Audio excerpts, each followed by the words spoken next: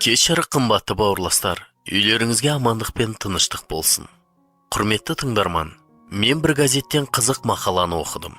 Сіздерге оны қысқаша түрде тыңдауға ұсынамын. Мен Жезқазғанда отбасындағы 4-ші бала болып дүниеге келдім. Бала кезімде біз жиі бір жерден екінші жерге көшетінбіз. Әкемді бас инженер ретінде біресе бір совхозға, біресе басқасына жіберетін. Сенім туралы маған кішкентай кезімнен егілген еді. 1995 жылы мен мектепті аяқтадым.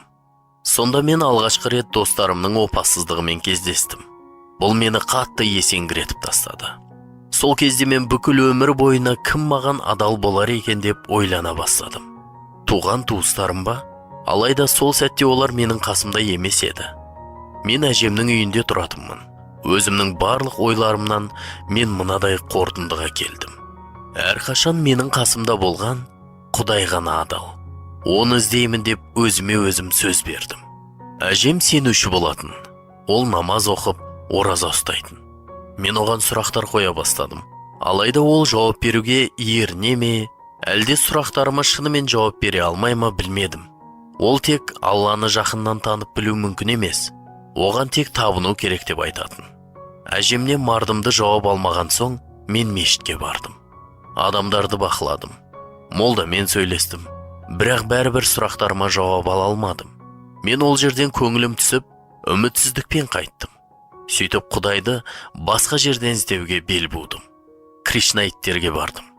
Содан кейін бахаистердің сектасына бардым.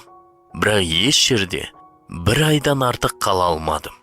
Ақырында Құдайға сыйынып, мен сенің кім екеніңді білмеймін. Аллах па, Будда ма, Кришна ма, Иса ма.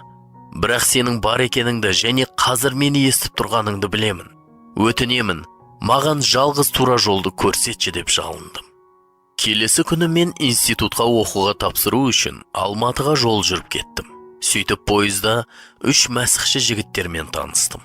Олардың екеуі қазақ еді. Олар маған мәсіх туралы айтып берді. Және ізгі хабардан бір аятты көрсетті. Онда былай деп жазылған еді. Иса оған: жол, шындық және шынайы өмір менмін.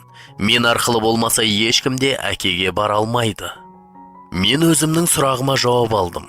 Бірақ бұл жай кездей соқтық деп ұйғардым. 2-ші курс оқып жүрген кезде мен Құдайдан тағы да маған тура жолды көрсетуін сұрадым. Сол кезде менің қайтадан ізденуіме мен тұратын жатақханадағы жағдайлар себепші болды. Үздіксіз төбелестер, зорлық, зомбылық, тіпті кісі өлтіру де болып тұратын. Бірде мен мәсіхші қыздарды кездестірдім. Олар Иса туралы айтты. Мен оларға ислам діні дұрыс деп дәлелдеп, олармен айтыса бастадым. Әйтсе де іштей оған өзім сенбейтінмін. Қыздар менімен айтыспай, ізгі хабарды ашып, сол аятты қайтадан оқып берді. Бірақ бұл жолы да бұл жай кездей соқтық деп шештім. Ал бір айдан соң өзбек мәсіхші қызбен кездестім. Оны мен де айтыса бастадым. Ол да кітапты ашып, дәл сол аятты оқыды. Иса жол, менмін дейді. Сонда менің сұрағыма Құдайдың өзі жауап беріп жатқанын түсіндім. Міне, сол уақыттан бері менің сенім жолына түскеніме 10 жылдай болды. Сол кезде қабылдаған шешіміме бірде-бір рет өкінген емеспін. Сонымен жаратқан иемен қарым-қатынас жасайтын жол бар. Бірақ бұл жолды салу керек болды. Иса сол жолды салды. Ал Жохан жазған ізгі хабар 13-ші тараудың 1-ші аятында былай деп оқимыз: құтқарылу мейрамының қарсаңы еді. Иса өзінің бұл дүниеден кетіп, әкесіне баратын күнін жақындап қалғанын білді. Әр қарай 33-ші аятта: балаларым, енді азақ уақыт қастарыңда боламын. Сөйтіп Исаның осы ұзақ сұхбаты, оның шәкірттерімен бірге Гетсимания бағына баруымен және сол жерде оны тұтқындап, күнәсіз болса да өлім жазасына кесумен аяқталады. Ол бізді Құдайға қайтару үшін біздің орнымызға құрбан болды. Бұл жерден нақты қорытынды шығады. Мәсіхтің Құдайға апаратын жолы құрбандық, яғни айқыш ағаштағы өлімі арқылы болды. Біз Құдаймен қарым-қатынас жасауымыз үшін ол осы жолды жүріп өтіп, сол жолды салуы қажет еді. Ол солай істеді де. Біздің ешқайсымыз да бұл жолды жүріп өте алмас едік. Біз қалай құтқарылуды білмедік. Бірақ Құдайдың керемет жоспары болды. Киелі жазбада Құдай ұлы бүкіл адамзаттың құтқарушысы болу үшін осы дүниеге келген туралы айтылған. Сол үшін ол өз өмірін құрбан етуге дайын болды. Оның өзі былай дейді: адамның достарына көрсететін ең зор сүйіспеншілігі олар үшін өмірін құрбан етуі. Иса осы сүйіспеншілікті ісімен көрсетті. Ол өзінің өлімімен біз үшін Құдайға апаратын жолды салды. Көше қиылысының алдында жолдың шетінде жол көрсеткіштер тұрады. Олар бізге бағытты көрсетіп тұрады. Бірақ өздері тұрған жерінде қала береді. Иса өзінің мінсіз, пәк және киелі өмірімен тек Құдайға көрсеткіш болып қана қойған жоқ. Сонымен бірге ол адам үшін Құдайға апаратын жолды өзі салды. Иса Мәсіх былай дейді: жол менмін. Мен арқылы болмаса ешкімде әкеге, яғни Құдайға бара алмайды. Басқаша сөзбен айтқанда, Құдаймен өзара қарым-қатынас мүмкін болатын жалғыз жол Иса болып табылады.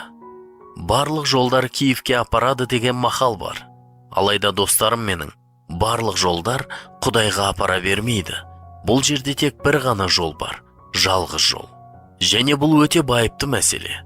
Бұл мәселенің маңыздылығы соншалықты, оған тым көп көңіл бөліп қойсаң, бұл артық болмайды. Біздің заманымызда да адамдар құтқарылуға көптеген жолдар бар деп санайды. Олар ең бастысы адам өзінің жолын шын жүректен ұстанса болғаны, ол өзінің мақсатына жетеді деп ойлайды. Бірақ бұл бос сандырақ. Айталық, мен Астанадан Алматыға баратын пойызға отырып алып, бірақ Қызылордаға баруды қатты қаласам, мен сонда Қызылордаға бара аламын ба? Жоқ, мүлдем олай емес. Дұрыс емес жолмен өзімнің көздеген мақсатыма жете алмаймын. Сондықтан Иса бізге, мен арқылы болмаса ешкімде әкеге бара алмайды дейді. Иса Құдайға апаратын жалғыз жол. Құтқарылу Мәсіхте және ол арқылы берілген. Бүкіл адамзаттың және әрбір адамның өмірі бұл Құдайдан алыста, жолдан алыста адасып жүру болып табылады. Бірақ Иса келді. Және ол бізге жол менмін дейді. Біздің барлық мәселелеріміздің шешімі мен жолы Иса Мәсіхте. Ол жол. Ол бізбен көктегі әкенің арасындағы біріктіруші буын. Осы жерде біздің алдымызда бір маңызды және шешусіз сұрақ тұр. Біз осы жолмен жүруге дайынбыз ба, әлде жоқ па? Біз көше қиылысына жақындаған кезде шешім қабылдауымыз керек. Сол жаққа немесе оң жаққа, немесе тура жүру керек пе? Бізден таңдау жасау талап етіледі. Шешім қабылдау керек. Бұл жерде де солай. Мәсіх туралы естіп, біз көше қиылысында тұрамыз. Біз қандай да бір жолды таңдауымыз керек. Мәсіхтің ұсынысын қабылдауға немесе оның ұсынысын қабылдамауға да болады. Бізге газетте өзінің куәлігін айтып берген Ақтоты Сапарғалиева қорытынды жасады. Міне, сол уақыттан бері менің сенім жолына түскеніме 10 жылдай болды. Сол кезде қабылдаған шешіміме бірде-бір рет өкінген емеспін. Қараңыз, Құдайға апаратын жолмен жүру бізден сенім артуды талап етеді. Мәсіхке өз өмірін сеніп тапсырған адам ғана осы жолмен жүреді. Иса адамзатты құтқару үшін осы дүниеге келді. Бірақ көптеген адамдар оны қабылдамады және әлі күнге дейін қабылдамауда. Олар жаратушымен қарым-қатынастан алыста қала береді. Алайда Исаның шақыруына жауап бергендердің жағдайы басқаша болады. Олар туралы киелі кітап былай дейді: бірақ оны қабылдап, оған сенім артқандардың бәрін ол Құдайдың рухани балалары болуға құқықты етті. Өз өміріңізді Исаға толығымен сеніп тапсырыңыз, сонда сіз Құдайды жақыннан танып біліп, жан тыныштығына ие боласыз. Құрметті тыңдарман, Иса өзі туралы жол менмін, мен арқылы болмаса ешкімде Құдайға бара алмайды дейді. Егер біз Құдайды Иса Мәсіх арқылы іздеуді бастасақ, онда бізбен кездесу үшін оның өзі келеді.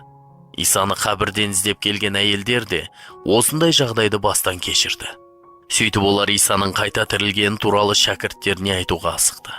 Кенеттен Иса олардың алдынан кездесіп, сәлем, қуаныңдар деп амандасты. Әйелдер оның қасына жақындап, иіліп тағзым етіп, аяғына қолдарын тигізді. Иса оларға қорықпаңдар деді. Өз өміріңізді Исаға толығымен сеніп тапсырыңыз. Сонда сіз Құдайды жақыннан танып біліп, жан тыныштығына ие боласыз. Осымен мен сіздермен қоштасамын. Еліміз аман, жұртымыз тыныш болсын ағайын.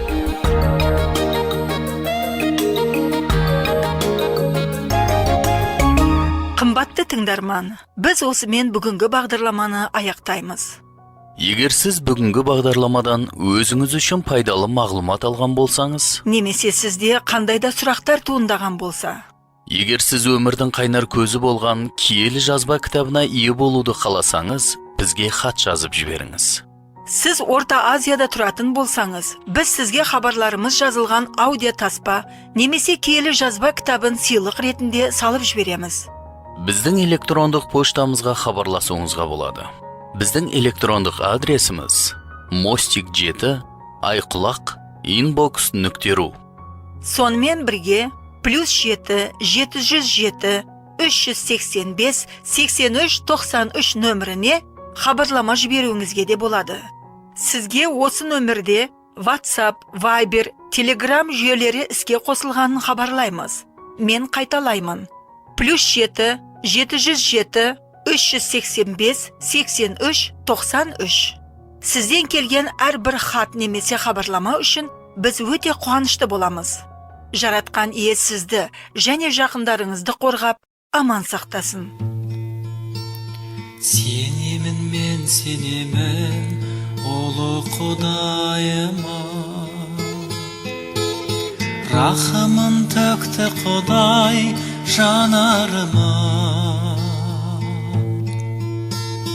Жан тәніммен жаратқан иемді мадақтаймын, шын жүректен ардақтайым қасиетті атын. Жан тәніммен жаратқан иемді мадақтаймын, жасаған жақсылығын ұмытпаймын.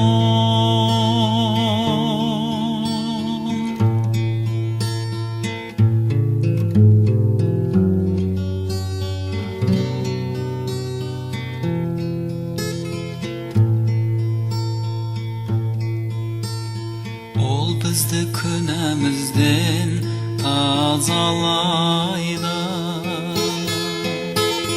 ісімізге қарап есесін қайтармайды. Жан тәніммен жаратқан иемді мадақтаймын, шын жүректен ардақтайым қасиетті атын. Жан тәніммен жаратқан иемді мадақтаймын, жасаған жақсылығын ұмытпаймын.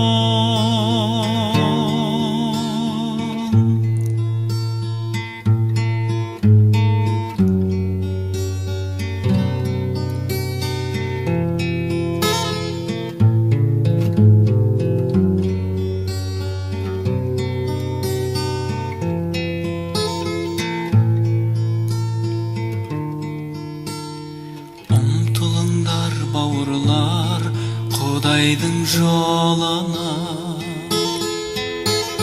мәңгілік шынайы жол Иса иемізде.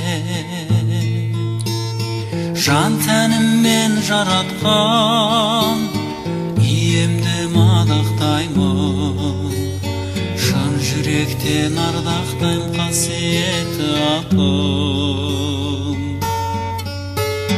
Жан тәніммен жаратқан иемді мадақтаймын, жасаған жақсылығын ұмытпаймын.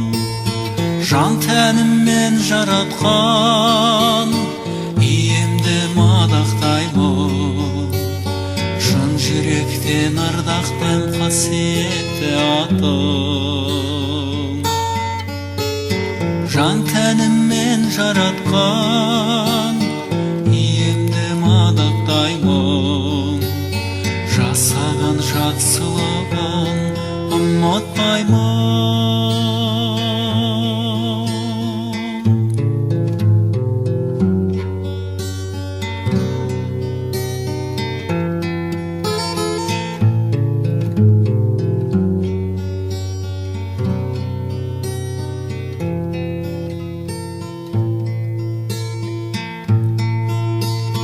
Жан тәніммен жаратқан иемді мадақтаймын, шын жүректен ардақтаймын қасиет.